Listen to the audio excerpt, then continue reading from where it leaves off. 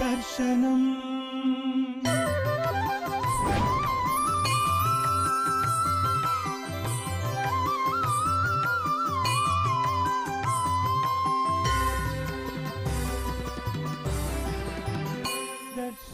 గురువుగారు, మీతో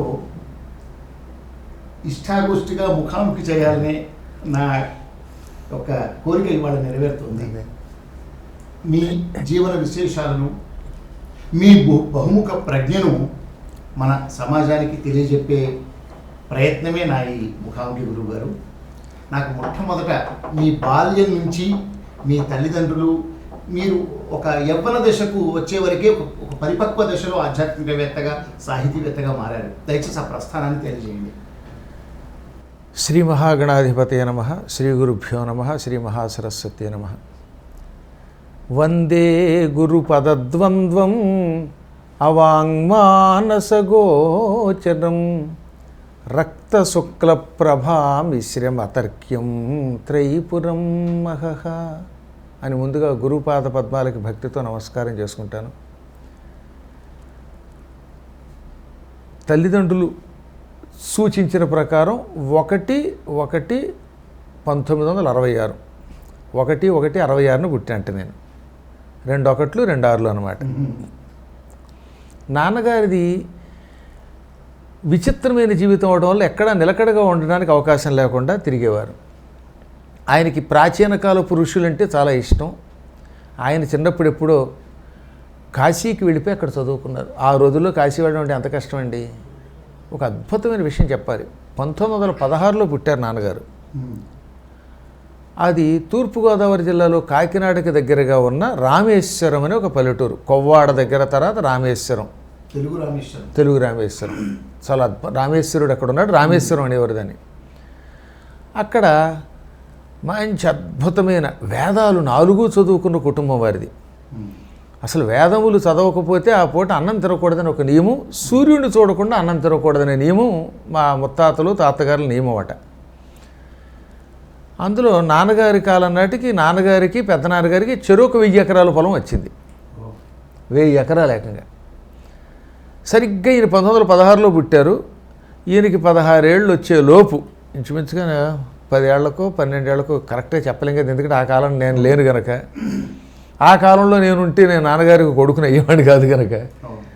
ఆ సమయంలో అక్కడికి గాంధీ గారును వినోబా భావే ఇద్దరు వచ్చారట ఈ తీర్థయాత్రలు, వాళ్ళు భూదాన ఉద్యమం కోసం. రాగానే మా తాతగారు అంటే నాన్నగారి తండ్రి గారు, ఒరే నా వాటాకి 2000 ఎకరాలు ఉంది, మీ వాటాకి చెరో 1000 ఎకరాలు వస్తుంది, నా 2000 ఎకరాలు భూదానోద్యమానికి ఇచ్చేస్తున్నాను అనగానే మా పెద్దనాన్నగారేమో గాంధీ గారికి 1000 ఎకరాలను వినోబా భావేకి నాన్నగారు రాసి ఇచ్చేశారు. అంటే చేతిలో చిల్లుగవ్వ లేకుండా అయిపోయింది. మామూలుగా అంటే ఆ కాలంలో మహారాజులు ముఖాసాదులను చేసి వాళ్ళని భూములన్నింటినీ కూడా నిజాయితీగా ట్యాక్సులు వసూలు చేసే కార్యక్రమానికి వీళ్ళని అధిపతులు చేశారు. అందుకని ముఖాసాదారులు అనేవారట అప్పట్లో, ఏవో పేర్లు అనుకోండి. అందులో దగ్గర చాలా పొలాలు ఉండేవి. మంచి ఫ్యామిలీ. వేదము ఇటు రైతుగా 2 పనులు చేశారు వాళ్ళు. ఇంకా సంస్కృతంలో తప్ప తెలుగులో మాట్లాడేవారు కదట. అంత గొప్ప ఆశ్చర్యకరమైన కుటుంబం అనుకోండి. అప్పుడు దానం ఇచ్చేశాక నాన్నగారికి ఏమనిపించిందంటే, నేను కాశీ వెళ్ళి చదువుకుంటే బాగుండు అనిపించింది. ఎంతో కష్టపడి రాచకొండ నరసింహమూర్తి అనే ఒక స్నేహితుడు, ఈయన ఇద్దరూ కలిసి సామర్లకోటకి వెళ్ళి, ఆ సామర్లకోట నుంచి విశాఖపట్నానికి ఓ ప్యాసింజర్ రైల్లో వెళ్ళి, అక్కడ రాజా విక్రమవరం మహారాజు గారు ఆంధ్ర యూనివర్సిటీ స్థాపించారే, ఆయన దగ్గరికి వెళ్ళారు. నాన్నగారు చెప్పిన ప్రకారం ఆయనకు అప్పటికి 8 ఏళ్ళు. ఆయన స్నేహితుడు కూడా అదే వయస్సు వాడు. విక్రమవర్మ గారి మీద ఒక పద్యం చెప్పారు. ఆయన పద్యం విని ఆనందించి, ఈ చిన్న వయసులో ఎంత అద్భుతంగా పద్యాలు ఎలా రాశారంటే, అది మా తాతగారు వాళ్ళందరూ కవులండి అనగా, ఏం ఆశించి వచ్చారు అని అడిగాను. కాశీలో చదువుకోవడానికి పెడుతున్నాం, కాశీ వెళ్ళడానికి మార్గం చూపించండి, అక్కడికి వెళ్ళి సంస్కృతం చదువుకోవాలన్నారట. ఆ రోజుల్లో అంటే 1916లో పుట్టారంటే ఆయనకి 8 ఏళ్ళు 9 ఏళ్ళు ఉన్నాయండి. ఇంచుమించుగా 1924 25 కాలంలో 100 రూపాయలు ఇచ్చారట ఆయనకి. ఎంత దాతో ఆలోచించండి. అంతే, ఒక్క పద్యానికి. అప్పుడు వీళ్ళు మళ్ళీ అక్కడ నుంచి ఆ రోజుల్లో దాన్ని ఏమంటారంటే ఖుర్దా రోడ్డు అని ఒక స్టేషను, అక్కడికి వెళ్ళి అక్కడి నుంచి మళ్ళీ ఏదో ప్రయాగ వెళ్ళి అక్కడి నుంచి కాశీ వెళ్ళారు. మొత్తం 3 రోజులు పట్టింది పాపం. అక్కడ మకాం లేదు. గంగా నదీ తీరంలో ఘాట్టుల్లో పడుకోవడం, దొరికితే తినడం, ఉన్న డబ్బులు ఖర్చు అయ్యేదాకా. గురువులు వెతుక్కుందాం అనుకుంటుంటే మదనమోహన మాలవే దొరికారు. యూనివర్సిటీ స్థాపిస్తున్నాం అన్నారు. కానీ ఈ పిల్లల్ని డైరెక్ట్గా యూనివర్సిటీలో వేసుకోవడానికి లేదు కదా. యూనివర్సిటీకి వెళ్ళాలంటే బిఏయో ఏదో చదవాలి. వీళ్ళు పిల్లలు ముందు ప్రాథమిక విద్య అయ్యాక మా విశ్వవిద్యాలయంలో చేరుస్తాం, ఈలోపు మీరు ఈ గంగానదీ తీరంలో ఉండండి అన్నాడు. ఆయన ఏదో పని మీద ఆయన వెళ్ళిపోయారు. ఆ సమయంలో ఈయన అదృష్టం ప్రభుదత్త బ్రహ్మచారి గారు వచ్చారు అక్కడికి. ఆ ప్రభుదత్త బ్రహ్మచారి గారు అంటే ఆ రోజుల్లో చాలామంది గౌరవం. ఆయన అక్కడ ఒక మార్వాడి సేటుకి అప్పగించి ఈ పిల్లల్లో చాలా ప్రతిభ ఉంది, ఇంత చిన్న వయసులో విని వినగానే హిందీలో మాట్లాడుతున్నారు అని వీళ్ళకి ఒక సేటు గారిని అప్పగించారు. ఆ సేటు గారు 2 పూట్ల పూరీలు, ఆ రోజుల్లో నేతి పూరి అంటే నెయ్యేనండి, నేతి పూరీలు 2 సేర్లు, సేరు అనేవారట. మనం కేజీ అన్నట్టుగా పొద్దున్న సేరు సాయంత్రం సేరు నేతి పూరీలు పెట్టండి చదువుకోమని చెప్పారు. అప్పుడు నాన్నగారును ఆయన అక్కడ చదువుకుని 5 ఏళ్ళు ఉన్నారు. భాష్యాంత వ్యాకరణం సంస్కృతం, ఉర్దూ, పారసీకం, హిందీలో జయశంకర్ ప్రసాద్ గారు కాశీలో ఉంటారు. చాలా గొప్ప కవి ఆయన. కామాయని అనే కావ్యం రాశారు. ఆయన దగ్గర హిందీ నేర్చుకున్నారు. ఇది కాక నాన్నగారికి 8 భాషలు వచ్చు. ప్రాకృతం, పైశాచికం, రాక్షస భాష కూడా నేర్చుకున్నారు. ఇన్ని నేర్చుకుని 5 ఏళ్ళు అక్కడ పండితులయ్యి వచ్చారు. వచ్చిన తర్వాత నేను 66లో పుట్టాను. దాంతో ఆయన ఏదో ఉద్యోగం కోసం దానికోసం ఏదో చాలా ఇబ్బందులు పడ్డాను అనుకోండి, అదంతా పెద్ద చరిత్ర. ఊరంటూ లేకుండా పోయింది ఆయనకి. చెన్నైలో చేశారు, దక్షిణ భారతీయ ప్రచార సభలో చేశారండి ఆయన, DBHPలో, హైదరాబాద్లో చేశారు, తర్వాత చిత్తూరు పంపితే అక్కడ చేశారు. కాబట్టి నిలకడ లేకుండా తిరగడం అయ్యింది ఆయనకి. ఆ సమయంలో టంగుటూరి ప్రకాశం పంతులు గారికి నాన్నగారంటే సరే అభిమానం కలిగింది. ఇది పాండిత్యానికి పల్లెటూళ్ళని బాగు చేయాలి అని ఏలూరుకి దగ్గరలో పశ్చిమ గోదావరి దగ్గర జోగన్నపాలెం అనే ఊళ్ళో ఒక 10 ఏళ్ల పాటు ఇక్కడ పిల్లలందరినీ అన్ని రంగాల్లో ఆరితేరేలా చేయండి అనగా నాన్నగారు 1959 నుంచి 69 వరకు 10 ఏళ్ళు అక్కడ ఉన్నారు. అక్కడికి వెళ్ళగానే ఆ ప్రాంతంలో పిల్లల్ని తీసుకుని మా పెద్దన్నయ్య, తర్వాత ఒక IPS ఆఫీసర్ ఇప్పుడే రిటైర్ అయ్యి ఉన్నాడు, ఆయన పేరు కామిరెడ్డి ప్రభాకర్ రావు, అలాగే ఇంకొక అతను సిఆర్ రెడ్డి కాలేజీ ప్రిన్సిపాల్ చేసిన ఆయన పేరు ABL ఆలూరి లక్ష్మీనారాయణ, వీళ్ళందరినీ తీసుకుని తయారు చేస్తున్న రోజుల్లో నేను 1/1/66 ఆ జోగన్నపాలెంలో పుట్టాను. ఆ జోగన్నపాలెం అనే పేరు ఎందుకు వచ్చిందంటే యోగలింగేశ్వర ఆలయం ఉంది అక్కడ. యోగయ్య జోగయ్య, యోగన్నే జోగన్న. నాన్నగారు అక్కడికి వెళ్ళినప్పుడు భూమిని దున్నారట అక్కడ ఒక చోట. ఆ నాగలికి తగిలింది లింగం. ఆ లింగాన్ని బయటికి తీసుకొచ్చి యోగ నిద్రలోంచి వచ్చాడు ఆయన. వేంగీరాజుల కాలం నాటి లింగం అది. దానికి ఆలయం కట్టారు, యోగలింగేశ్వరుడు అని పేరెట్టారు, యోగ నిద్ర నుంచి బయటకు వచ్చినట్టుగా. ఆ విధంగా అక్కడికి రాగానే నాన్నగారికి హిందీ కవి పద్మాకర్ అంటే ఇష్టం. అందుకని 1/1/66 బ్రాహ్మీ ముహూర్తంలో తెల్లవారుజామున 4:30కి నేను పుట్టగానే ఆ కవివర పద్మాకర్ పంచామృత అనే కావ్యం రాసిన ఆయన పేరు నాకు పెట్టారు.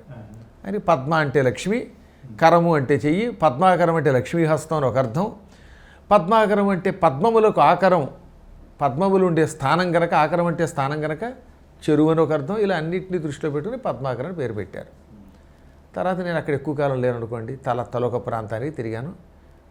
అలా తిరుగుతూ ఉండగా దాంతో నాకు చదువు ఒక విధానం లేకుండా పోయింది. ఎందుకని నాన్నగారు ఏడాదికో చోట తిరగవలసి వచ్చేది కదా. ఆ సమయంలో ఉంగుటూరు అని ఒక ప్రాంతానికి వెళ్ళాం. అక్కడ తల్లాప్రగడ సుందర శివరావు గారిని ఒక మహాప్రతిభావంతుడు ఉండేవాడు. ఆయన హిందీలో నాన్నగారు మరుచరిత్ర ట్రాన్స్లేట్ చేశారు. అల్లసాని పెద్దన మరుచరిత్రని 3 భాగములుగా, ఆశ్వాసాలు 6 కదా అవి. మొదటి 2 ఆశ్వాసాలు ప్రవర్రు, తర్వాత 2 ఆశ్వాసాలు వరూధిని, చివరి 2 ఆశ్వాసాలు సారోచిష్ అనే పేరుతో హిందీలోకి అనువాదం చేశారు. జయశంకర్ ప్రసాద్ గారు కామాయిని స్వయంభూ మనువుది రాస్తే నేను సారోచిష మనువు 2వ మనువు గురించి అనువాదం చేసి రాస్తానని రాశారన్నమాట. ఆయన ఈ హిందీ తెలుగు కావ్యాలు PhD చేసేవాడు ఆయన, ఈ సుందర శివరావు గారు. నాకప్పుడు 4 ఏళ్ళు వచ్చేసాయి, అక్షరాభ్యాసం కూడా అవ్వలేదు. వాళ్ళు చదువుకుంటూ ఉంటే నేను అప్పచెప్పేశాను.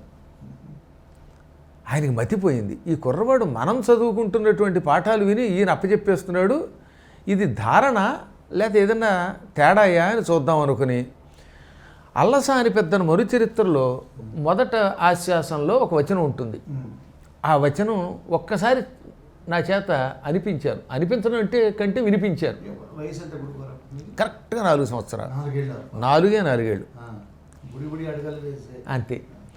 అదే నాకు అక్షరాలు రావు, అసలు అక్షరం ఇంకా నేర్చుకోలేదు. సాధారణంగా 3వ ఏటో 5వ ఏటో అక్షరాభ్యాసం చేస్తారు, అప్పటికి ఏం జరగలేదు నాకు.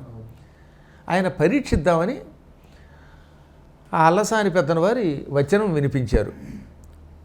అల్లసాని పెద్దన యొక్క సారోచేషమను సంభవంలో ప్రవరుడని ఒక గొప్ప బ్రాహ్మణుడు ఉన్నాడు. బ్రాహ్మణుల యొక్క ఆచారములు చాలా గొప్పవినైనా అసలు ఎవరికీ ద్రోహం చేయరు. దురదృష్టవశాత్తు బ్రాహ్మణుల మీద ఒక అభాండం వేసేశారు. తాను చావడానికి ఇష్టపడతాడతా పితరులకు అపకారం చేయనివాడు బ్రాహ్మడు అని నాన్నగారు అప్పట్లో చెప్పారు. అసలు నువ్వు బ్రాహ్మడిగా పుట్టావు కనుక ప్రతి 10 మందికి ఉపకారం చెయ్యి. ఈ బ్రాహ్మణోస్య ముఖమాసీత్ అనే దాంట్లో అంతరార్థం తిరియట్లేదు. జ్ఞానం కలిగినప్పుడు కాసేపు బ్రాహ్మడు, ఎవరినైనా రక్షిస్తే క్షత్రియుడు, గో సంరక్షణ చేస్తే వాడే వైశ్యుడు, 10 మందికి అన్నదానం చేసే రైతుగా ఉన్నప్పుడు వాడే శూద్రుడు. ఈ విధంగా అందరూ వాళ్ళల్లోనే ఉంటారు. కానీ దురదృష్టవశాత్తు అందరూ వీళ్ళ మీదే పడుతున్నారు అని నాన్నగారు నాకు చాలా చెప్పేవారు. ఆనాడే అందరినీ సమానంగా చూసేవారు, కానీ బ్రాహ్మణ మీద ఏక వెళ్తే కోపగించేవారు. కారణం ఏంటంటే అన్యాయంగా అంటున్నారని. పాప వీడికి ఎవడికి అపకారం చేస్తాడు వీడు. నిజంగా చెప్పాలంటేనండి, ఒక చరిత్రలో ఎవరినైనా చంపినట్టు కానీ దురాక్రమణ చేసినది ఒక్క సాక్ష్యం చూపించమనండి. కానీ బ్రాహ్మణులను చంపారు, వైదిక సంస్కృతి నాశనం చేసే సందర్భాలే ఉన్నాయి తప్ప ఒక బ్రాహ్మణుడికి కూడా అన్యాయం చేసింది లేదు కదా. కానీ ఎప్పుడు చూసినా ఇదే ఉంటుంది. నువ్వు అందరికీ అన్నం పెట్టు, అందరినీ ప్రేమగా చూడు, సమానంగా చూడు. అదే సమయంలో విప్రుడికి ఏదైనా అన్యాయం జరిగితే మాత్రం సహించకనివారు ఆయన.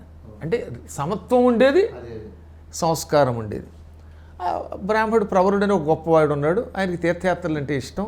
కానీ అన్నదానం కోసం తీర్థయాత్రలు మానేసిన పుణ్యాత్ముడు. ఆయన దగ్గరకు ఒక సిద్ధుడు వచ్చాడు. రాగానే నాకు తీర్థయాత్రలు అంటే ఇష్టం, వెళ్ళలేకపోతున్నాను, మీరే తీర్థయాత్రలు చేశారని అడుగుతాడు. అడిగితే అప్పుడు ఆయన తీర్థయాత్రల గురించి ఏం చెబుతాను ఆయన, నేను చూడండి ఉందా అని ఒకడు వచనం చెప్పాడు అనమాట. పద్యం బదులు గద్యం. ఒక్కసారి విన్నానండి నేను, అప్పచెప్పేశాను. అది ఎట్లుండే వినుము గృహస్థరత్నంబ లంబమాన రవిరథ తురంగ శృంగార చారు చామర ఛట ప్రేక్షణ క్షణోద్గిరీవ చమర సముదయంబగు ఉదయంబునంగల విశేషంబులు శేషఫణికినైన లెక్కింప శక్యంబే అంధకరిపు కంధర వాస వాసుకి వియోగ భవ దుర్వ్యథ భోగ భోగిని భోగ భాగ పరివేష్టిత పటీర విటపి వాటిక వెల్లదేలా లతావలయంబగు మలయంబునంగల చలువకు విలువయ్యది అకటకట వికట కోట కోటి విటంక శృంగాటకాఢౌకమాన జరదిందు బింబగడదమృత దుర్దినార్ద్రీకృత సల్లకి పల్లవ ప్రభంజన పరాంజన హస్తిహస్తంబగు మణిప్రస్తరంబుల విశ్రాంతి చింతించిన మేనం పులకలిప్పుడు వడమెడు స్వస్వ ప్రవర్ధిత వర్ధిష్ణు ధరణీరు హసందోహ దోహద ప్రధాన సమాన కేల దైల విలాసిని విలాస వాచాల తుల కోటి కలకలాహూయమాన మానస మదాలస మరాళంబగు రజత శైలంబు నోలంబులం కాలగడు విహార ప్రదేశంబులంగన్న సంస్కృతి క్లేశంబులు వాయవే సతత మత జలశ్రవణ పరాయణ ఐరావణ విషాణ కోటి సముట్టంకిత కటక పరిస్ఫురత్కురు వింద కందళవ్రాత జాతాలాత శంకాప సర్పద భ్రము భ్రమి విభ్రమ ధురంధరంబగు మేరుధరాధరంబు శిఖరంబుల సోయగంబులు కలయం కనుంగొనుట బహుజన్మకృత సుకృత పరిపాకంబునంగాక ఏల చేకోర నేర్చు నేనిట్టి మహాద్భుతంబులు ఈశ్వర అనుగ్రహంబున అల్పకాలంబున కనుంగొంటి నరుటయు ఈషదంకురిత హసన గ్రసిష్ణు గండ యొగలుండగుసు ప్రవరుండతనికి ఇట్లనియే. ఇంత సుదీర్ఘ సమాసము, పెద్ద పెద్ద పదబంధాలు 4 ఏళ్ల వయసులో పైగా ఒక్కసారే చెప్పారట ఆయన చెప్పిన మాటే నేను ఒకసారి వినిపించాను. ఆయన వెంటనే అప్పచెప్పావు ఇలాగా మొత్తం. అప్పుడు ఆయన ఆశ్చర్యపోయాడు. ఈ కుర్రవాడిలో అద్భుత ప్రతిభ ఉందండి గురువుగారు, ఇతనికి మనుచరిత్రను నేను నేర్పిస్తానండి, మీరు నాకు ఎలా అయితే నా చేత పరిశోధన చేయిస్తున్నారో అలాగే ఇతని చేత చిన్నప్పుడే నేర్పించి అక్షరాభ్యాసం తర్వాత చేయిద్దామన్నారు అని ఆ మొదటి 2 ఆశ్వాసాలు కంఠస్థం చేయించాడు ఆయన. అసలు మీరు ఆశ్చర్యపోతారండి, ఎంత కవిత్వం అండి అందులోనూ. అంతా చెప్పాలంటే మన ఇంటర్వ్యూ సరిపోదు కాబట్టి అందులో ఒక్కటి చెబుతాను మీకు. అందులో అంధకరిపు కంధరావాస వాసుకి వియోగ భవ దుర్వ్యథ భోగభోగిని భోగ భాగ పరివేష్టిత పటీర విటపి వాటిక వెల్లదేలాలతావలయంబగు మలయంబునంగల చలువకు విలువ ఎయ్యది. అంధకరిపుడు అంటే అంధకుడనే రాక్షసుడిని సంహరించినవాడు శివుడు. అవును. ఆయన యొక్క కంధరం అంటే మెడ. ఈ కంధరమునందు ఆవాస నివసించేవాడు ఎవడు? వాసుకి. అంధకరిపు కంధర ఆవాస వాసుకి వియోగ. ఆయనకితో వియోగం ఏర్పడింది భార్యలకి. వాసుకి పెళ్ళయింది. 100 మంది కంటే ఎక్కువ మంది భార్యలు ఉన్నారు. కానీ ఎప్పుడూ ఉద్యోగంలో ఉంటాడు ఆయన. శివుడి మెడలో పేరుకి సాఫ్ట్వేర్ ఉద్యోగం కానీ హార్డ్వేర్ లాగా అయిపోయారే మన వాళ్ళు. భార్యాభర్తలు ముఖాలు చూడలేదట. అలాగే పాపం ఎప్పుడు చూసినా మెడలో ఉంటాడట. ఈ మెడలో 24 గంటలు ఉండడం వల్ల ఏమైపోయింది? ఒక్కనాడు భార్యల ముఖం చూడడం. ఆయన భార్యలు నాగస్త్రీలు. సహజంగా పావులకి కామం ఎక్కువ. ఈ వియోగం వల్ల ఏమైందిట? వియోగ భవ పుట్టిందిట. ఏమిటి? దుర్వ్యథ, కామబాధ పుట్టింది. ఈ వేడి తగ్గాలి, తాపం తగ్గడానికి ఏం చేయాలి? చల్లదనం కావాలి. ఆ చల్లదనం ఇక్కడెక్కడ దొరక్క మలయ పర్వతం అంటే వాళ్ళ మలేషియా అక్కడికి వెళ్ళారట. ఆ మలేషియాలో ఏముంటాయంటే ఇప్పటికి కూడా ఉన్నాయండి గంధం చెట్లు, యాలకులు ఇలాంటివన్నీ ఉంటాయి. సువాసనల దీవెని పెరిగే దానికి అక్కడ గంధం చెట్లు, పచ్చకర్పూరపు అరటి చెట్లు, యాలకల తీగలు, ఇటువంటి చెట్ల దగ్గరికి వెళ్ళి వాటిని తల్లకిందులుగా చుట్టుకుని వేళ్లాడుతున్నాయి. వేళ్ళత్ అంటే వేళ్లాడుతున్న ఏల లత వలయంబు. యాలకల తీగల యొక్క వలయముతో కూడిన సమూహముతో కూడిన మలయ పర్వతం. విరహతాపమును కూడా తగ్గించి చల్లదనం ఇచ్చేటటువంటి ఆ యాలకల తీగలతో చల్లదనంతో నిండిన ఆ మలయ పర్వతం ఉందే, మలయంబునంగల చలువకు అంటే ఆ చల్లదనానికి విలువ అయ్యేది. దానికి ఎవడన్నా రేటు కట్టగలడా? అసలు ఎంత ఊహ! వాసుకి గారి భార్యల వాళ్ళకి కామబాధ, ఆ బాధ తగ్గడానికి చల్లదనానికి ఆ పర్వతానికి వెళ్ళారా, అక్కడున్న చెట్లకి తీగలకి వేళ్లాడారా, వేళ్లాడితే విరహతాపం తగ్గిందిట. అలా విరహతాపం తగ్గించి ఆ చల్లదనాన్ని ఎవరు వర్ణిస్తారు? ఆ చల్లదనం నేను అనుభవించాను అంటాడు ఆయన. తీర్థయాత్రల వంకతో మలయానికి వెళ్ళాను, సూర్యుడి దగ్గరికి వెళ్ళాను, ఇలా మొత్తం తూర్పు పడమర ఉత్తరం దక్షిణం అన్నీ తిరిగాను, ఇలా మొత్తం అద్భుతంగా వర్ణించేశాడు ఆయన. అసలు ఆ ఊహలతో కూడిన ఆ వచనం అక్షరం తప్పకుండా చదవాలంటే కష్టం కదా. మీ దృష్టిలో ఎలా పడింది ఇంత ఒకటేసారి ఏకసంతాగ్రహిక చేయడానికి? అసలు ఏమీ తెలియదు. విచిత్రం. భగవంతుని యొక్క సంకల్పమే అనుకుంటున్నాను నేను. ఆయన వినిపించాడండి, నేను అప్పచెప్పానండి, విన్నాను, అప్పచెప్పాను. అప్పచెప్తే ధారణ అన్నారైనా. ఆ ధారణ అంటే ఏమిటో కూడా తెలియదు నాకేం తెలుస్తుంది అప్పుడు? ధారణ ఏదో గొప్ప అని అది పొగడతను కూడా తెలియదు, తిడుతున్నాడో పొగిడాడో కూడా తెలియదు, ఏదో ఒక ఊహ. కానీ కొంతకాలం పాటు చదివేశాం, అయిపోయిన తర్వాత అక్షరాభ్యాసం అయ్యింది. ఒక్కసారిగా నన్ను 4వ తరగతిలో స్కూల్లో వేసారు ఒక చోట. అంటే 8 ఏళ్ళు వచ్చేదాకా స్కూల్కి వెళ్ళకుండా నాన్నగారే పాఠశాల, అమ్మే పాఠశాల. అమ్మ అయిపోయింది నాకు. అమ్మ సంస్కృత ఆంధ్ర హిందీ భాషా పండితురాలు, తెలుగొచ్చు, తెలుగులో ఆంధ్రనామ సంగ్రహం అంతా చెప్పేది. భాగవతం 1వ శ్లోకంతో పద్యంతో మొదలు పెడితే చివరి వచనం దాకా అప్పచెప్పింది మా అమ్మ. ఎంత గొప్ప జ్ఞాపక శక్తి! ఆవిడ పేరు శేషమణి. పైగా నాన్నగారు పండితులు. ఇద్దరు సంస్కృతంలో, హిందీలో, తెలుగులో కూడా మాట్లాడగలరు, కవిత్వం రాస్తారు. వాళ్ళు మాట్లాడుకుంటూ ఉంటేవని కొంత నేర్చుకున్నాను. వ్యాకరణం అవి కాదు కానీ మామూలుగా నేర్చుకున్నాను. హఠాత్తుగా 8వ తరగతిలో 8 ఏళ్ళు వచ్చాక 4వ తరగతిలో వేశారు. ఆ వేసినప్పుడు ఎందుకో తెలియదు కానీ నాకు నాన్నగారి జీవితం మీద బాగా అనుబంధం ఉందన్నారు కదా. ఆయన ఇంట్లో చెప్పకుండా వాళ్ళ నాన్నగారికి స్నేహితుడితో కలిసి కాశీ వెళ్ళారు, కాశీలో చదువుకున్నారు. ఈ విషయాలన్నీ రాత్రిపూట చెప్పేవారు. నా బుర్రలో ఉండిపోయి నేను కూడా 8వ ఏట ఎందుకు వెళ్ళకూడదు అని ఒకరోజు ఏం చేసాం. అప్పుడు గణపురం అనే ఒక ఊరు వెళ్ళాం. తాడేపల్లిగూడెం భీమవరాల మధ్యలో ఉంటుంది. అక్కడ నుంచి చేబ్రోలు దగ్గర, అది ఒక 20 కిలోమీటర్లు. చేబ్రోలు నుంచి విజయవాడ సరిగ్గా 100 కిలోమీటర్లు. ఆ చేబ్రోలో ఒక అయ్యర్ హోటల్ ఉండేది. ఆ అయ్యర్ హోటల్కి అప్పుడప్పుడు నాన్నగారు తీసుకెళ్ళేవారు. ఆ అయ్యర్ పేరు మణి. విభూతి పెట్టుకుని స్నానం చేసి నాన్నగారి కోసం మడి కట్టుకుని ఏదైనా వండేవాడు. పాపం హోటల్లో లెక్క కదా ఆ రోజుల్లో. అదో మడి ఆచారం, చాలా అద్భుతమైన వాతావరణం. అసలు డబ్బుల మీద ఎక్కడండి వ్యామోహం వాళ్ళకి, 10 మందికి అన్నం పెట్టడమే. ఆ వెళ్ళినప్పుడు ఎవరో కాశీ గురించి వాటి గురించి మాట్లాడుకోవడం మళ్ళీ నా బుర్రలో పడింది.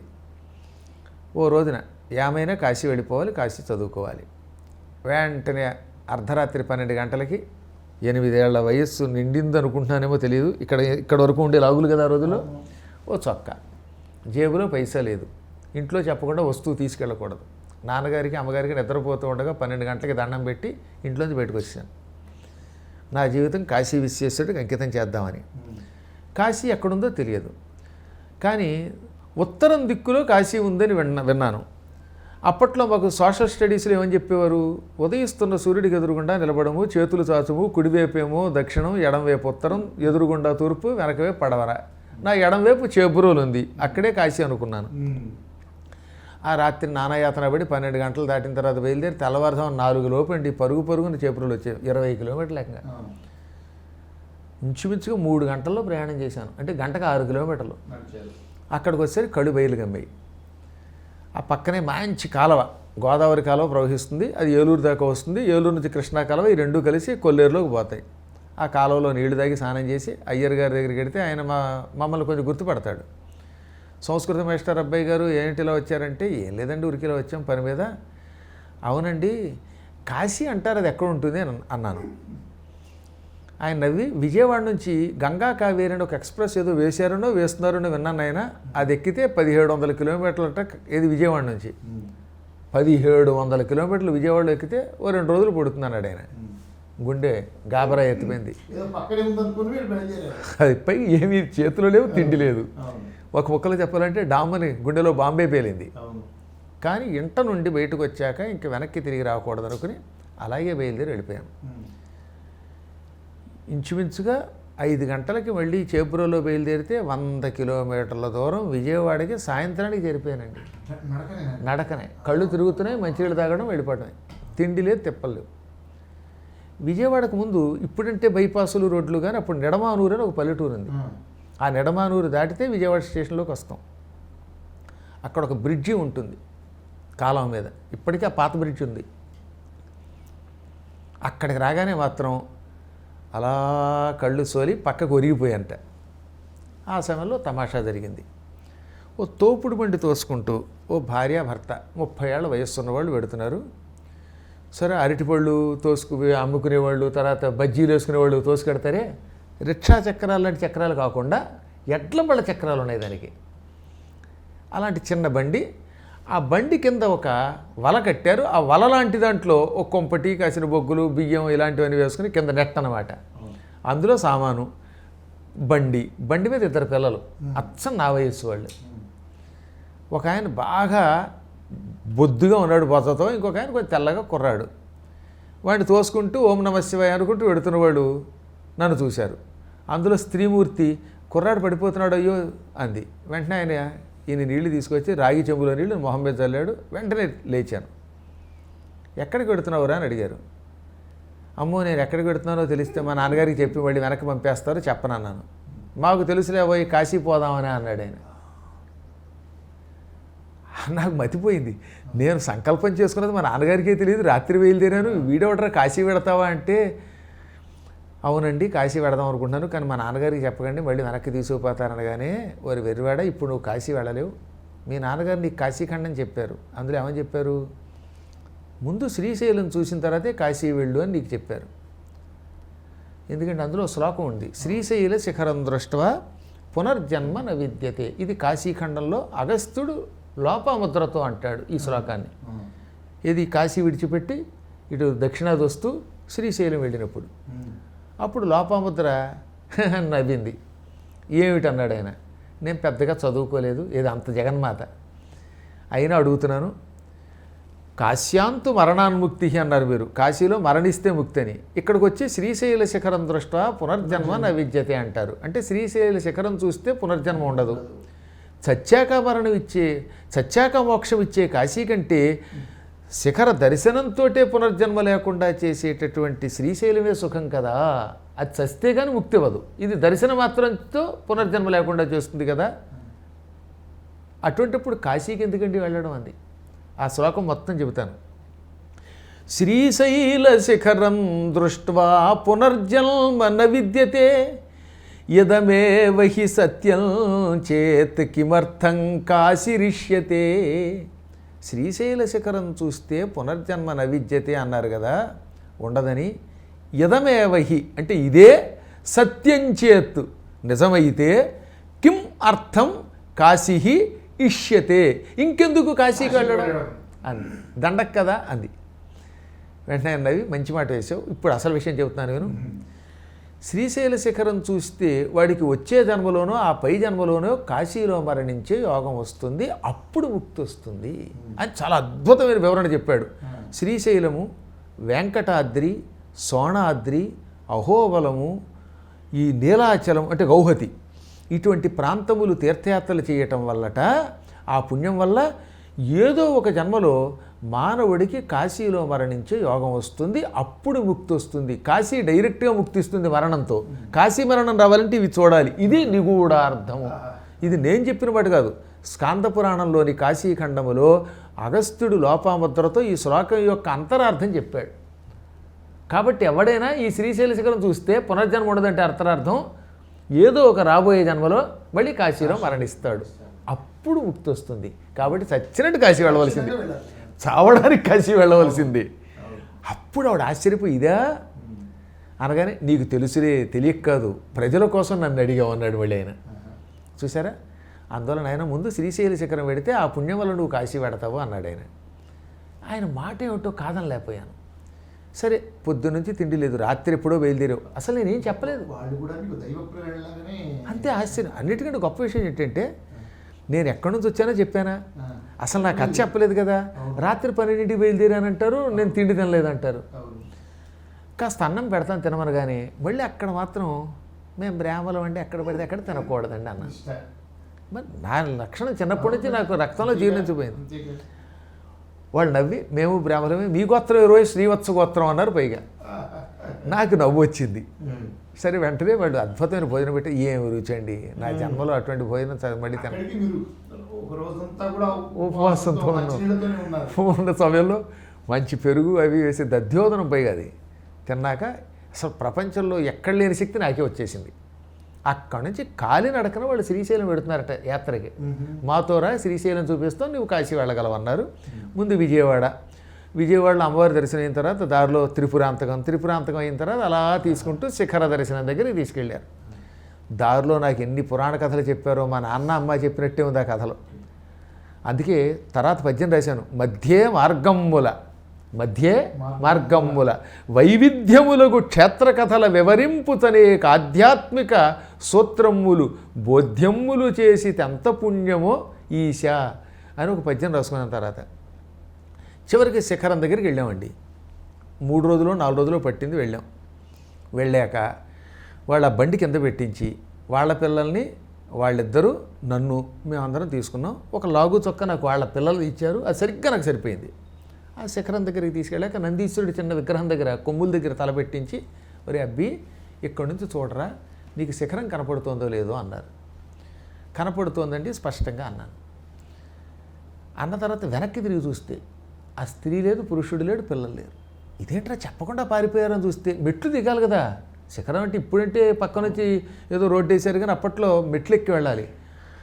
అన్ని మెట్ల దగ్గర ఎవరు కనపడరు. కిందకు చూస్తే కింద అసలు బండి లేదు, హుళక్కి మాయం. అప్పుడు నా కళ్ళ వెంబడి నీళ్ళు వచ్చి, నా జీవితంలో నాకు పద్యం రాయడం రాదు, మొట్టమొదటి ఒక పద్యం రాశాను. నా నోము పండి దైవం మానుష రూపేణ అనడి మాటయే సత్యం వైనది అంబా సాంబులు పూనుకొనుచు నన్ను నత్వమున రక్షింపన్. ఇది కందపద్యం తెలీదు, నా బొంద నాకేం తెలుసు అప్పట్లో. నా నోము పండి దైవం మానుష రూపేణ అనడి మాటయే సత్యం వైనది. దీనికి అర్థం చెప్పక్కర్లేదు కదా అంత తేలిక. అంబా సాంబులు పారమేశ్వర, అందులో అంబ తర్వాత సాంబ అంటేనే అంబయా సహిత.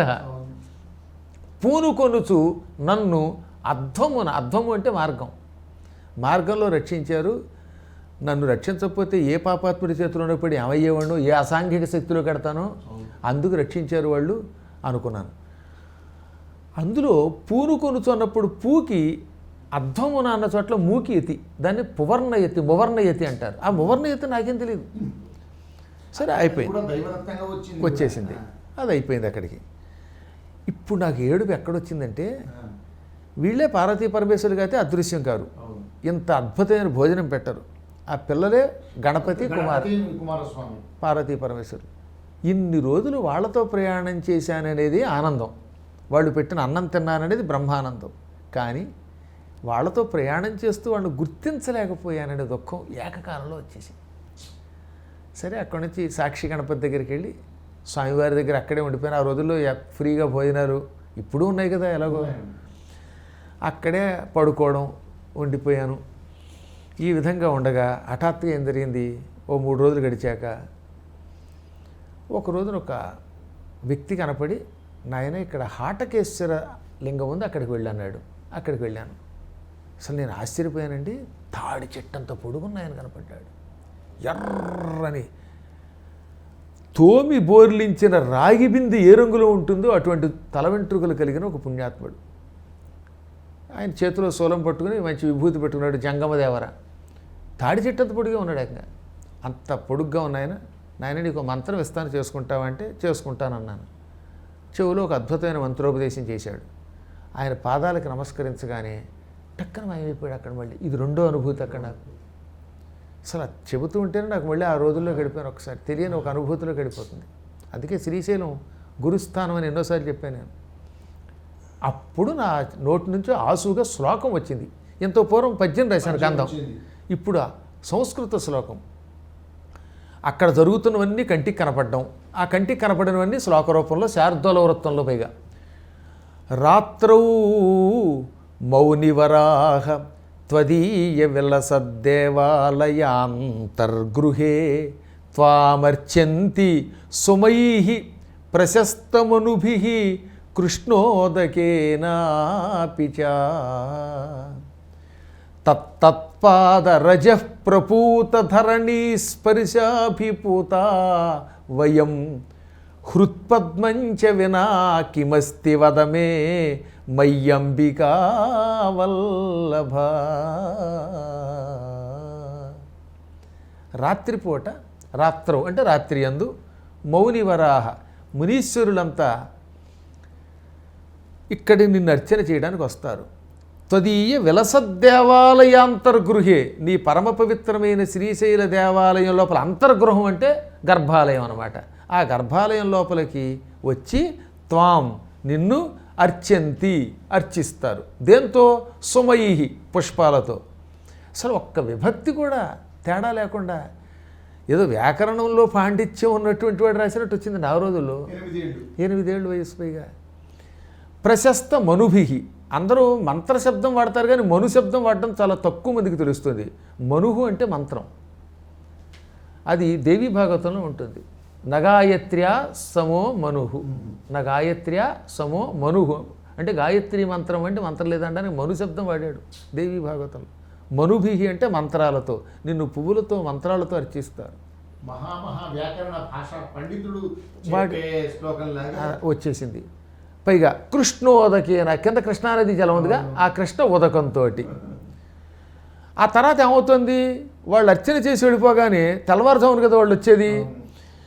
ఈ కాలి ధూళి అక్కడ పడింది. తత్తత్ పాద రజః ప్రపూత ధరణి స్పర్శ అభిపూతాహ వయం. మేము వాళ్ళు వెళ్ళగానే అక్కడికి అడుగు పెడతాం బ్రాహ్మీ ముహూర్తంలో. వాళ్ళు రాత్రి అర్చన చేసి పెడతారు, తెల్లవారుజామున మేము వస్తాం. ఆ సమయంలో వాళ్ళ యొక్క పాదస్పర్శ వల్ల వాళ్ళ కాలి కింద ఉన్న దుమ్ము అక్కడ పడింది. అప్పుడు మేము ఆ దుమ్ము మీద సాష్టాంగపడినా నడిచినా మీ పాదాలు, ఆ ఋషుల యొక్క పాదాల యొక్క ధూళి మాకు తగలడం వల్ల వయం మేము పోతాహ పవిత్రం అయిపోయాం. అసలు ఏం ఊహ, వాళ్ళు అర్చన చేసి వెళ్ళిపోగానే వాళ్ళ పాదధూళి ఎక్కడ పడుతుంది, ఆ పాదధూళి మాకు తగులుతోంది, దానితో మేము పవిత్రం అవుతున్నాం. వాళ్ళంటే మహాత్ములు గనక కృష్ణాజలంతో మంత్రాలతోటి పుష్పాలతో అర్చిస్తున్నారు. కానీ నేను పద్మాకరాన్ని, కుర్రాన్ని, నా దగ్గరే ఉంది హృత్పద్మంచ, పద్మాకరంలో ఒక పద్మం, హృదయ పద్మం వినా, ఇది తప్ప నా దగ్గర ఇంకేముంది? హృత్పద్మంచ వినా కిం అస్తి, కిం అస్తి ఏముంది? పైగా ఏముందని నేను అనడం కాదు, ఆయనతోటే మయి అంటే నాయందు అంబికా వల్లభ పార్వతీ వల్లభ వద, నా దగ్గర ఏముందో నువ్వు చెప్పు అని ఆయన్నే క్వశ్చన్ చేశాను. అదనమాట. హృత్పద్మంచ వినా కిమస్తి వద మే మయి అంబికా వల్లభ. ఆ తర్వాత ఎవరో ఒక సూర్యనారాయణ గారు అన్న ఆయన కలిసారు, ఇంటికి తీసుకుపోయారు. నాన్నగారు కూడా వీడిని ఏం అడగద్దన్నారు. అక్కడ ఇంకో తమాషా ఏంటంటే, ఇంకొక జంగమదేవర శ్రీశైలంలో కనపడి ఈ అనుభూతులు ఎవరికీ చెప్పద్దు, కాశీ వెళ్ళొచ్చేలోపు ఇది ఎవరికైనా చెప్పావంటే, కాశీ వెళ్ళి వచ్చేలోపు ఎవరికైనా చెబితే 1 ఏడాది పిచ్చివాడు అయిపోతావు, నీ చదువు భ్రష్టం అవుతుంది అని చెప్పాడు. చెప్పను అన్నా నేను. అంటే ఇట్లాంటి చెప్పకూడదు కదా మరి. కాశీ వెళ్ళాకే నువ్వు చెప్పాలి. యోగుల సంపర్కం. ఒకవేళ ముందు చెబితే కాశీ కూడా నీకు దూరం అవుతుంది, వెంటనే వెళ్ళలేవు. మిమ్మల్ని క్షణక్షణం ఆ వయసు నుంచే పరీక్షించారు, శక్తులు గమనిస్తూ మీకు మార్గదర్శనం చేశారు. తర్వాత ఒక మహానుభావుడు వచ్చాడు, తీసుకెళ్ళిపోయాడు. తీరా ఇంటికి వెళ్ళాక నాన్నగారు అన్నారు, వాడిని ఏం అడగదు, కొన్ని కారణాలు ఉన్నాయన్నారు, ఆయనకి తెలుసు కనుక ఏవోను, ఎవరూ పట్టించుకోలేదు. తర్వాత స్కూల్కి వెళ్ళిపోయాను. ఎవరు అడిగినా ఒరే ఎందుకు వెళ్ళావురా ఆ వయసులో అంటే చెప్పలేదు. కానీ కర్మయోగాలు ఉంటాయి కదా, ఎవడైనా కర్మయోగం తప్పించుకోలేడు, ఎంత వాడైనా. 8వ తరగతిలోకి అడుగు పెట్టినప్పుడు వేగిరాజు లచ్చిరాజు అని ఒకడు ఉండేవాడు పాప, నాకు మిత్రుడు. నేనంటే ప్రాణం.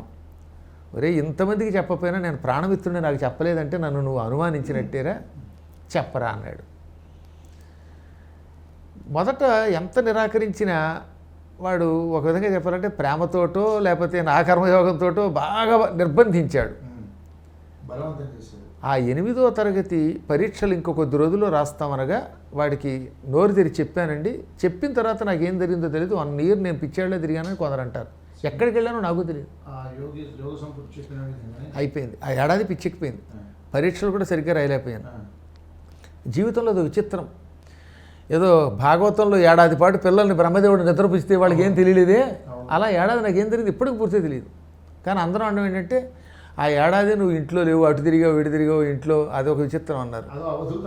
అయిపోయింది. సరిగ్గా ఏడాది పూర్తయింది. మళ్ళీ నాకు స్మృతి వచ్చింది. యథాప్రకారంగా చదువుకున్నాను. 10th class అయ్యింది. తర్వాత ఇంటర్మీడియట్ ఏమో ఎంపీసీ చదవలసి వచ్చింది. మా అన్నయ్య ఏమన్నాడంటే లెక్కలు చదివితేనే బాగా గొప్పవాడు అవుతావు, డబ్బులు సంపాదిస్తావు, మనం చేసేటటువంటి ఈ వేదమంత్రాలు ఈ పౌరోహిత్యాలు కేవలం సంస్కృతమే కాదు నాయన, వీటి వల్ల కూడు రాదు అంటే. ఆ రోజులు అలా జరిగింది పాపం. పావలా 5 పైసలు ఇచ్చి ఏడిపించేవారండి. అసలు ఒక విధంగా చెప్పాలంటే గొప్ప గొప్ప వేద పండితులు ఈ కార్యక్రమాలకు వస్తే వాళ్ళకి పావలా దక్షిణ కొన్ని చోట్ల. అది చూస్తే బాధ అనిపించేది. ఒక పండితుడు ఈవో ఏమో పనికిమాలినవాడు, చదువుకునేవాడు, ఏదో కోటాలో ఉద్యోగానికి వచ్చేవాడు. 4 వేదాలు చదువుకున్న పండితుల్ని అవమానపరిచి కూర్చోవడం, అర్చకుడికి జీతం ఇవ్వకపోవడం, అర్చకుడికి 100 రూపాయల జీతమును 50 రూపాయల జీతమును వాడికి 10,000 జీతాలు. మరి కొంచెం మండుతుంది కదండి న్యాయం. అది నేను అనుభవించి చూశాను, మహానుభావులు చూశాను. అగ్రహారం, సరిపల్లి అగ్రహారంలో ఉన్న వేద పండితుల బాధ చూశాను. ఎంత మహానుభావుల్ని కలియుగంలో ఎంత పరీక్షిస్తున్నావు ఏమిటో అనుకున్నాను. అందుకని మా అన్నయ్య అన్నాడు లెక్కలు చదువుకుంటే మనం ప్రొఫెసర్లు అయ్యి బాగా సంపాదిస్తామని. మా అన్నయ్య ప్రొఫెసర్, గట్టివాడు. అందుకని ఎంపీసీ చదివాను. ఆ తర్వాత బిఏలోకి వచ్చేసరికి ఆ ఊళ్ళో అది లేకపోవటం వల్లేమో మళ్ళీ హిస్టరీ చదివాను. ఎంఏ దగ్గరికి మళ్ళీ తెలుగులోకి వచ్చేసి ఎంఏ తెలుగు, ఎంఏ సంస్కృతం, హిందీ 3 చేశాను అనుకోండి. పీజీ సెంటర్లో అప్పుడు తెలుగు ఎంఏ చేశానన్నానే. అప్పుడు గోల్డ్ మెడలిస్ట్ని కూడా అయ్యాను. ఇది కొంతవరకు ఎడ్యుకేషన్ విషయం. ఒక తమాషా మాత్రం ఒకటి జరిగిందండి. ఈ శ్రీశైలం వెళ్ళి వచ్చిన తర్వాత 1 ఏడాది పిచ్చెక్కింది అన్నాను కదా. ఆ పిచ్చెక్కిన తర్వాత సెట్ అయింది అన్నాను కదా. ఆ సెట్ అయ్యి అవగానే హిమాలయ పర్వతాలకు వెళ్ళాలి, ఇంక చదువు వల్ల ఉపయోగం ఏంటి. ఇప్పుడు నేను ఎలాగో మధ్యలో విద్య ఆపేశాను. అందరూ చూసి నవ్వుకుంటున్నారు, వీడేమో మధ్యలో చదువు ఆపేసి తిరిగాడు రాని. హిమాలయాల్లో యోగుల గురించి ఎన్నో కథలు విన్నాము. నాన్నగారు చాలా చెప్పారు. కేదారం, బదరి, అందులోని మను చరిత్రలో ఏమిటి, భాగవతంలో ఏమిటి, భారతంలో అయితే పాండురాజు గారు హిమాలయానికి వాళ్ళతో వెళ్ళడం, మళ్ళీ వెనక్కి పంపేయడం. ఆ తర్వాత కదా కుంతీదేవి దగ్గర వరం ఉన్నట్టు తెలిసి ఆ వరం ద్వారా పిల్లల్ని పొందడం, ఇది ఆదిపర్వంలో ఉంటాయి. అందుకని ఇంటికి వచ్చి రాగానే అది ఎంత వయస్సో ఖచ్చితంగా చెప్పలేం, ఆ కాలం వేరు గనక హిమాలయాలకు మళ్ళీ బయలుదేరాను. ఇది 2వ యాత్ర. ఈ 2వ యాత్రలో మాత్రం హరిద్వార్ వరకు ఏదో రైలు పట్టుకుని వెళ్ళాం. ఆ తర్వాత నుంచి ఇంకా ఆ బదరికి వెళ్ళడానికి హృషికేశ్ అదంతా కాలినడకనే. అయ్యా అసలు ఆ ఓపిక వేరు. ఇప్పటికీ ఓపిక ఉంది. ఇప్పటికి కూడా భగవంతుడి అనుగ్రహం ఏంటంటే నేను మొన్న కేదారం నడిచి వెళ్ళాను లాస్ట్ ఇయర్. బదరీలో కాలినడకన వెళ్ళాను. ఏ ప్రాంతానికైనా కాలినడకన వెళ్ళడం ఇష్టం. ఇప్పుడు ఎక్కువ సమయం దొరకటం లేదు పురాణాల్లో పడ్డాక. మీరు చూసే ఉంటారు మన గోపురం చక్కగా అది. అందువల్ల నాకు ఏమిటో ఆయాసం వచ్చేది కాదు. దిగేప్పుడు నిచ్చెన కూడా చేతుల్లో పట్టుకోకుండా మామూలు దిగినట్టుగా దిగాడు. అందువల్ల ఆ రోజుల్లో నడిచి వెళ్ళిపోయాం. కేదారం మొత్తం బదరీ అంతా చూసిన తర్వాత కేదారం వెళ్ళాను చివరగా. అక్కడ కొద్ది రోజులు ఉన్నాక శంకరాచార్యుల వారి విగ్రహం ఉంది కదా, ఆయన అక్కడి నుంచి హిమాలయాల్లోకి వెళ్ళిపోయి అవతారం సాధించారు. నాకు తెలిసి ఇప్పుడు మీరు చెప్తున్న దాని ప్రకారం 10-11 ఏళ్ళు ఉంటాయి. అంతే, కరెక్ట్, ఇంచుమించుగా అంతే. అప్పుడు ఎవరు అన్నారు, శంకరుల వారు ఈ మార్గం నుంచి వెళ్ళారు, ఆ హిమాలయాల్లోకి ఎవరు వెళ్ళలేరు, ఇలా వెళ్ళి శివుడిలో కలిసిపోయారు అని చెప్పేవారు. నాకు శంకరుడు అంటే చిన్నప్పటి నుంచి నాన్నగారి వల్ల చాలా ఇష్టం. నా అదృష్టం ఏంటంటే పరమాచార్యుల దగ్గరికి తీసుకెళ్ళారు నాన్నగారు. కంచి పరమాచార్యుల వారికి నాన్నగారు అంటే చాలా ఇష్టం. సంస్కృత పండితులు అవ్వడం, సంస్కారవంతులు అవ్వడం. అప్పుడు భారతీ తీర్థస్వామి వారి పైన గురువు గారు ఉండేవారు, సదా అభినవ విద్యాతీర్థుల వారు. ఆయన్ని చూశాను. ఈ అందరిని చూడడం వల్ల శంకరుడి మీద అభిమానం, భక్తి ఒకటి కాదు. 32 ఏళ్ల వయసులో ఇన్ని తీర్థయాత్రలు చేసిన వాడు ఎవరు ఉంటాడండి? ప్రపంచానికి ఎంత సాహిత్యం ఇచ్చాడు. మానవమత్తుడు ఊహిస్తే అసలు ఆయన రాసిన వాటిని చదివి అర్థం చెప్పడానికి మన జీవితం చాలదే.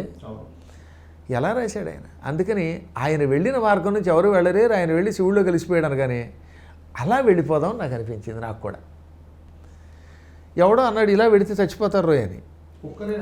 ఒక్కడిని ఎవరికి చెప్పలేదు, నా దగ్గర ఏమీ లేదు. చచ్చినా పర్వాలేదు కానీ నేను ఆ యోగుల మార్గంలో వెళ్ళాలి. పోతే ఏమవుతుంది, ఈ శరీరం పోతే పోతుంది, భగవంతుడు తలుచుకుంటే ఇంకో శరీరం ఇస్తాడు. నాకు అసలు అప్పుడు లేదు ఇప్పుడు లేదు. ప్రాణం అంటే భయం ఎప్పుడూ లేదులేండి. అది ఉంటే ఈ ఎక్కడాలు దిగడాలు దోకడాలు చేయలేము. ఆ మనుషులు ఒప్పుకోరు, ఆ రోజులు అటు వెళ్ళనిచ్చేవారు కాదు. కార్తీక మాసం అది. అప్పట్లో పూర్ణిమ నాడు ఆలయంలో దీపం వెలిగించి సీలు వేసేస్తే కార్తీక పూర్ణిమ ఇంకా క్లోజ్ చేసి మళ్ళీ వైశాఖం 6 నెలలు మూసేస్తారు. అందరిని అక్కడ పంపేస్తారు. వాళ్ళకి పట్టుకుంటే ఎవరికి తెలియకుండా భయంకరమైన హిమాలయ మార్గం కూడా వెళ్ళిపోయాను. కొండలు ఎక్కడం దిగడం, ఎంత ఎత్తుండే అవతల కొండ, అసలు ఎక్కడమే ఆయాసం. ఆ కొండ ఎక్కుతున్నప్పుడు మాత్రం అంటే ఇంక నేను పోయి బతికినట్టే ఒక విధంగా. ప్రాణం పోతుంది, ఆక్సిజన్ అందదు, నీరసం, కళ్ళు తిరుగుతున్నాయి. ఆ బండ మీద కూర్చున్నాను, అయినా మొండిగాండి పోయి వెనక్కి రావచ్చుగా, రాను. అప్పుడు మాత్రం మీరు నమ్ముతారు. సరే మీరేని కాదు, వింటున్న వాళ్ళలో నమ్మితే వాళ్ళ అదృష్టం, నమ్మకపోతే మనం ఏం చేయలేము. ఎందుకంటే ఇది నా అనుభూతి. ఒకళ్ళ కోసం కాదు కదా, మన కోసం చేస్తున్నాం, మన ఆధ్యాత్మిక జ్ఞానం కలిగిన వాళ్ళకి చేస్తాం. ఒక దిగంబరుడు కనపడ్డాడు. ఇప్పుడు కూడా హిమాలయాల్లో అక్కడ అప్పుడప్పుడు దిగంబరులు ఉన్నారండి. వాళ్ళు ఒళ్ళంతా విభూతే పూసుకుంటారు, ఇంకేముండదు, భస్మం తప్పే ఉండదు. కొందరు గోచి పెట్టుకుంటారు. అలాంటి ఒక దిగంబరు యొక్క ఒళ్ళంతా బూడిద పూసుకుని అట్టగట్టేసిన జుట్టుతో ఉన్నవాడు పిలిచి, ఒరే నాయన, హిందీలోనే ఐసా సాహస్ మత్ కర్నా అని పిలిచి ఒక వేరు పట్టుకొచ్చాడు. इस जड़ी बूटी को खाओ, इसको खाने से तुमको 1 महीना तक भूख नहीं लगेगा, प्यास भी नहीं लगेगा అన్నాడు. ఆ వేరు ఇచ్చాడు. జడీ బూటీ అంటే మీకు హిందీ ఎలాగో వచ్చు కాబట్టి నేను చెప్పక్కర్లేదు. ఆ వేరు, మనం ఆకులు అలముల్లో అలము అంటే అదే యాక్చువల్గా. ఆ వేరు మూలిక తిను, నీకు 1 నెల్లాళ్ళ దాకా ఆకలి ఉండదు, దాహం ఉండదు. ఈ నెల్లాళ్ళును అవతలకి వెళ్ళు, కొంతమందిని చూడండి దొరుకుతారు యోగులు, కానీ ఎక్కువ కాలం పనిచేయదు ఇది. నెల అయ్యాక మాత్రం ఎట్టి పరిస్థితుల్లో వెనక్కి తిరిగి రాకపోతే నువ్వు చచ్చిపోతావు. నెలకి సరిపడి ఇస్తున్నాను కానీ అది నాలుక మీద పెట్టుకుంటే కొంచెం ఉరికే, మనం ఏ కందన్నా నాలిక తగిలిస్తే కొద్దిగా దురద పెడుతుంది, కందంటే ఎక్కువ దురద పెడుతుంది, ఇది కొద్దిగా దురద పెట్టినట్టు అనిపించింది. అది లోపలికి కరిగిపోయినట్టు అయిపోయిన తినగానే మీరు చెబితే నమ్మరు. అసలు ఎంత బలం వచ్చిందో, దాహం లేదు, చలి తట్టుకోగలిగాం, ఊపిరందింది, కొండంత బలం వచ్చేసింది. ఆయనకి దండం పెట్టాను, ఆయన కనపడలేదు, అవతల గడిపోయాను. అలా ఎంత దూరం వెళ్ళామని చెప్పలేము. హిమాలయాల్లో ఆ ప్రాంతంలో మానవులు తిరగలేరు. మన అదృష్టవశాత్తు నేను చెప్పిన కొండ దగ్గర ఒక గుహలో మాత్రం మోడీ గారు 2019లో 3 రోజులు ఉండి సాధన చేశారు. అందుకని ఆయన యోగి అన్నాను నేను. మహానుభావుడు కదండి. అసలు కాపలం వాళ్ళు ఏమో కోట్లు వేసుకుని వణిగిపోతూ ఉంటే ఈయన మాత్రం ఏమీ లేకుండా మామూలుగా కూర్చుంటే అటువంటి మహానుభావుడు కారణజన్ముడు కాకపోతే ఎవరవుతారు? అలా వెడితే ఒక అద్భుతమైన ప్రాంతం చూశాం. పచ్చని కాంతి ఒక చోట, ఎర్రని పగడాల కాంతి, తెల్లని కాంతి, నీలపు కాంతి, ఇలాంటి కాంతులు కనపడ్డాయి. అది శంబల్ అంటారట ఆ ప్రాంతాన్ని. సిద్ధులు చాలామంది ఉంటారు అక్కడ. ఎటువంటి మహాత్ములండి. గుడ్డ ముక్కలు కూడా లేకుండా గోచీలు మాత్రమే పెట్టుకునేవాళ్ళు, కొంతమంది జటాజోటదారులు, గడ్డాలు పెరిగిపోయిన వాళ్ళు, బక్క చిక్కిపోయిన శరీరంతో ఉండి కాంతివంతమైన శరీరంతో ఉన్న యోగులు ఉన్నారు. ఎవరిని పలకరించకూడదు అక్కడ, వాళ్ళంతటా వాళ్ళు మాట్లాడితే తప్ప. ఆ జ్ఞానం నాకు కలిగి ఎవరిని డిస్టర్బ్ చేయలేదు. ఓ మూల కూర్చున్నాను. వాళ్ళతో పాటు కూర్చుని నాకు తోచింది అప్పట్లో ఒక పంచాక్షరి మంత్రం కనుక ఓం నమ శివాయ అనుకున్నాను. అసలు ఆకలి లేదు, దప్పిక లేదు కనుక ఆ చలి తట్టుకునే శక్తి మూలిక వల్ల వచ్చింది. హిమాలయాల్లో అలాంటి మూలికలు ఉంటాయి. అది యోగులు తప్ప మనకి ఇవ్వలేరు ఎవరు. మన అదృష్టం, నా అదృష్టం, అది ఆయన ఇచ్చాడు. సరిగ్గా నెల గడిచిందండి. ఇంకా అక్కడున్న కొన్ని అనుభూతులు చెప్పకూడదని ఒక నిషేధం ఉంది కనుక చెప్పను, ఇంతవరకే చెబుతున్నాను. అది చెప్పడానికి గురువులు అనుజ్ఞ లేదు. సరిగ్గా నెల దాటగానే ఒక్కసారి శరీరం బక్క చిక్కిపోయింది. అంటే ఆ మూలికా ప్రభావం అయిపోయింది. రోజులు కేవలం ఆ మూలికతోనే గడిపారు. అంతే, ఆహారం లేదు. ఇప్పుడు మాత్రం శరీరం చల్లబడిపోయింది. వెళ్ళిపోమ్మని చెప్పిన ఆయన ఆజ్ఞను ఉల్లంఘించి అక్కడ ఉండిపోయాను కదా. ఇంకొక పావు గంట ఉంటే చచ్చిపోయేవాడిని. చచ్చిపోతే మీకు ఈ ఇంటర్వ్యూ లేదు, ఈ కార్యక్రమం లేదు. అంటే నాకు మొదటి నుంచి చెప్పాను కదా, హిమాలయాల్లో పోతే అదృష్టం, తీర్థయాత్రలో చావడం కంటే అదృష్టం ఏమిటనే ఒక మొండితనం ఉండేది. వెళ్ళాను, ఎప్పటికీ అదేమిటో తెలియదు. కానీ అక్కడికి వెళ్ళినప్పుడు ఇంటి దగ్గర తెచ్చే కంటే ఇక్కడ తెస్తే మంచిది కదా, ఆయు ఉంటే అలాగో బతుకుతాం, లేకపోతే పోయేవాడు ఎక్కడైనా పోతాడు అనుకునేవాడిని. కానీ అంత తేలిగ్గా భగవంతుడు అనుగ్రహిస్తాడు కదా. ఒక మహానుభావుడు ఎంత పొడుగుంటాడో నేను చెప్పలేను. ఎదురుగుండా నిలబడి ఓరి దిక్కుమాలిన వాడ, నిమిషం తెలుగులో ఒకసారి, హిందీలో ఒకసారి మాట్లాడాడు, తెలుగులోనే తిట్టాడు ఆయన. దిక్కుమాలిన వాడ, ఇదే మాట. నేను అది ఆ వాటని చెవిలో రింగుమని మారు అవుతున్నాడు. అంటే నేను తప్ప ఇంక నీకు దిక్కు లేదని అర్థం. మాలు అంటే నశించడం కదా. అందుకే లేరే మృక్యద దిక్కుమాలిన వరాలింపన్ ప్రపుణ్యాత్మకులని గజేంద్రుడు అండు భాగవతంలో. ఎంత అందమైన గ్రాంధిక పదం. ఓరి దిక్కుమాలిన వాడ, ఎన్నిసార్లు చెప్పిన మాట వినమేమిట్రా అని ఇలా జుట్టట్టుకున్నాడండి. సహజంగా దేవుడి దేవుళ్ళు నాకు ఏంటంటే ఇప్పుడు కూడా ఇంత జుట్టు ఉందంటే ఆ రోజుల్లో వేళ్లాడిపోతుండేది. పాత ఫోటోలు చూస్తే తెలుస్తుంది. యూట్యూబ్లో వామన చరిత్ర చెప్పాను 2003 సంవత్సరంలో. అసలు ఆ జుట్టు చూస్తే నేనేనా అనిపిస్తుంది, పూర్వజనంలో ఉంది. ఆ జుట్టు గట్టిగా పట్టుకుని జమ్మని పైకి లేపాడు. ఏం జుట్టు ఓడలేదు, పట్టు ఓడలేదు, పట్టుకుని పైకి లేపి అక్కడి నుంచి తీసుకొచ్చి జోషిల మట్లో పారేసి, ఇలాంటి పిచ్చి పని చేస్తే ఈసారి తంతాను జాగ్రత్త అని మాయమైపోయాడు. అసలు ఇటువంటి మహాత్మ యొక్క వాళ్ళు రక్షించారంతే. ఈ శరీరం ఎందుకు ఇచ్చారంటే కొంతకాలం పురాణాలు చెప్పడానికి. మానవ శరీరంతో ఉన్నంత వరకు తిండి తినాలి, ఆకలి దప్పికలు తట్టుకోవాలి, నిందాస్తుతులు భరించవలసింది ఎవరమైనా సరే. మీరైనా నేనైనా మంచి చేసినా చెడ్డ చేసినా మంచిని పొగుడుతారు, చెడ్డను తిడతారు, మంచి చేసినా తిడతారు, చెడ్డ చేసినా పొగుడుతారు. ఇవన్నీ ఉండాల్సిందే. నీకు పౌరాణికుడిగా అవధానిగా కొంత బాధ్యత ఉందని ఇక్కడ వారేశారు. ఆ తర్వాత అక్కడి నుంచి జోషిల మఠ నుంచి ఎలాగో వచ్చాం. జీవితంలో మళ్ళీ విద్యాభ్యాసాలు అవి సాగాయి. ఎప్పటికప్పుడు చెప్పారు కదా మీకు 8th క్లాస్ తర్వాత ఈ 9th క్లాస్ వరకు ఏడాది లేదు. ఆ 9th క్లాస్ అయిపోయిన తర్వాత ఏమైపోయింది, ఇప్పుడు ఇక్కడికి వెళ్ళి రావడంలో ఒక 5-6 నెలలు పోయింది. అంటే నిజం చెప్పాలంటే 2 ఏళ్ళు పోయింది. తీరా ఇంటికి వచ్చేసరికి మా పెద్దలంతా ఇక్కడ కవాడిగూడ వాళ్ళు, అందరూ కూడా తెలంగాణకి సంబంధించిన వారు. అంటే మా అత్తగా మేనత్తల వాళ్ళు చెప్పారు అంతా అటు ఇటు మైగ్రేట్ ఆశ్రమ రోజులు ఉద్యోగరీత్యా వెళ్ళిపోయిన వాళ్ళు. వాళ్ళంతా ఈ ప్రాంతం వాళ్ళు, కొందరు మందని ఈ ప్రాంతాల నుంచి వచ్చినటువంటి వాళ్ళు. అందుకే నాకు మందని అంటే కూడా బాగా ఇష్టం. ఈ కవాడిగూడలో ఒక మేనత్త గారు ఉన్నారు. ఈ కుర్రాడికి 8th క్లాస్ అయిన తర్వాత 9th క్లాస్ కూడా లేదు, ఆగిపోయిందంటే మా ఇంటికి 4 రోజులు పంపించరా, వాడికి భాగవతం నేర్పుతానది. కవాడిగూడల కల్పన టాకీస్ పక్కనే, ఇప్పుడు దాన్ని పద్మశాలి కాలనీ ఏదో అంటారు. ఆ కాలనీలో మా వాళ్ళు ఉన్నారు. మా మేనత్త గారి మనవడు ఉన్నాడు. ఇంకా 1979 అది, 79-80 మధ్యలో అనమాట. ఈ 78లోనో ఎప్పుడో ఇది అయిపోయిన తర్వాత అక్కడికి తీసుకొస్తే ఆవిడ నాకు భాగవతం నేర్పడానికి తీసుకొచ్చి, ఒరే నీకు పద్యం చెబుతాను రాంది. అప్పుడు నేను కొంటివాడిని, నేర్చుకొని అలా ఆవిడకి దండం పెట్టి నేర్పుదు కానీ నేను చదివిన పద్యాలు విన్నాక ఏమి నేర్పాలో నేర్పు అని వరసగా భాగవతం అప్పచెప్పేస్తుంటే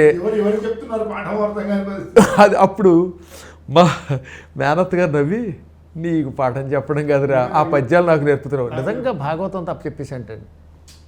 ఆవిడ చాలా కాలం చెప్పుకునేది అందరికీ, ఆ చిన్న వయసులో భాగవతం శ్రావ్యంగా చదివేవాడని, కొన్ని పద్యాలు చెప్పేవాడిని. అలా ఒక నెలలాళ్ళు అక్కడ ఉన్నాను.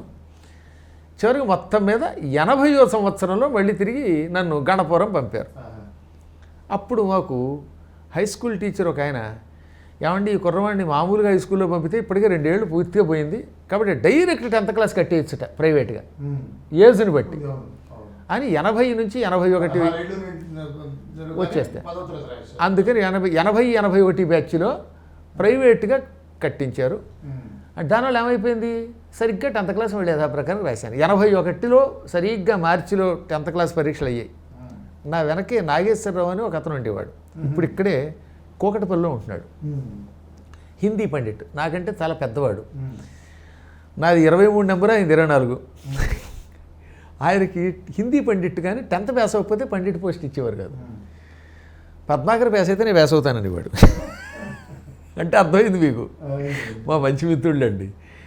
ఆయన కూడా ఉన్నాడు, మేము ఇద్దరం అక్కడ రాసాం ప్రైవేట్గా. ఆ తర్వాత ఆయన హిందీ పండిట్ ట్రైనింగ్ కూడా ఆయనకు ఉద్యోగం వచ్చింది. నేను 10th అయ్యాక ఇంటరు వరుసగా మళ్ళీ యథాప్రకారంగా చదువుకుని మధ్యలో 87లో హిందీ పండిట్ ట్రైనింగ్ అవ్వటం వల్ల ఒక ఏడాది బ్రేక్ వచ్చినా మళ్ళీ చదువు కొనసాగించాం.